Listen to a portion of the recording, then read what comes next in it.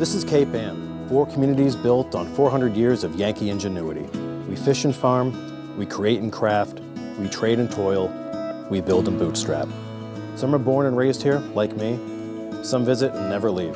But we all have one thing in common. We love where we live. I'm Kory Curcuru. I know half the people here, and I'm related to the other half. Follow me around Gloucester, Rockport, Essex, and Manchester by the Sea as we meet the people and share their stories.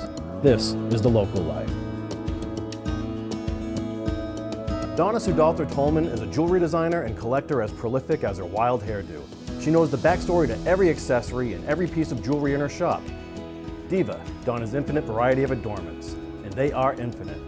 Some of Donna's adornments date back all the way to the 1600s, and I have got to say, I am in the mood for bling. So let's stop in to see the woman with the curly hair and the curly jewelry store on Main Street in downtown Gloucester. And here we are, welcome to Donna's world. Donna's infinite variety of adornments. How you doing? I'm okay, thanks. Thanks for having us. Yeah, this is great. my pleasure. We ride again. We ride again. So now, for those who don't know anything about DIVA, Yes. Can you give us a quick A to Z on what this is all about? Well, this is a sickness. And as a sideline, started making jewelry when I was in college, always collecting beads and things that glittered. And when I was really little, used to watch my mom get dressed with jewelry. And when you say, when you die, can I have that? When you die, can I have that? Etc. And I've always been interested in pretty things. After college, like with everybody else on $5 a day, went to Europe and found tons of findings and beads and flea market stuff. And what I found that I liked to do in addition to making was to take old things and put them together with new things and create something new, kind of a recycling thing, if you will. And so when I moved back to Boston, I was doing some shows on weekends and everything. And I said to some people, if I did this in my house, would you come? And they said, yeah. So I started doing the house, and one table became 10. And then I wound up having like 1,800 women descend twice a year, which of course— To your home? Yeah, which of course gave me a reason to go buy from other artists, because I was always trading with other artists and would do everything on trade.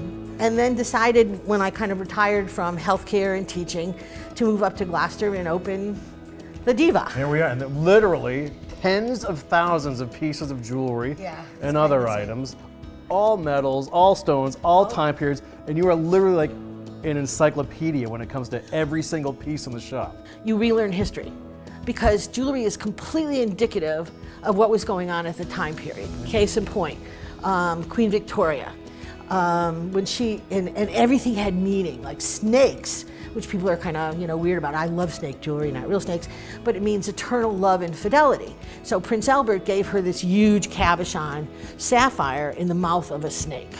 And then she started getting, saving everything like teeth and hair in memoriam. So that's what started all the hair jewelry. And when he died, everything became black. So that's how you have the mourning jewelry and onyx. And then as a reaction to that, you started getting Art Nouveau, which was all about nature and insects and everything, because no one could stand the darkness anymore.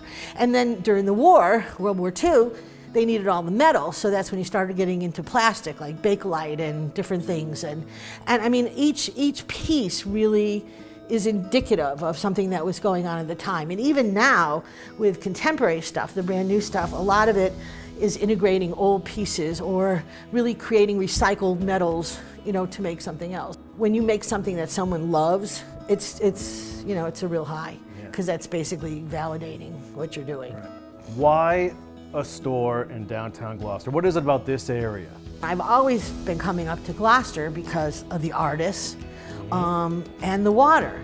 Plus, it's the oldest artist colony in the entire country. That's right. And so to understand what's here in terms of art, which I always sought out every time I came, it just seemed like a perfect place. So what motivates you every day? Finding something for someone that makes them feel special, and it doesn't have to be expensive, that's all crock. It's something that really makes them stand taller and feel better by wearing it. I mean, that's what it's about.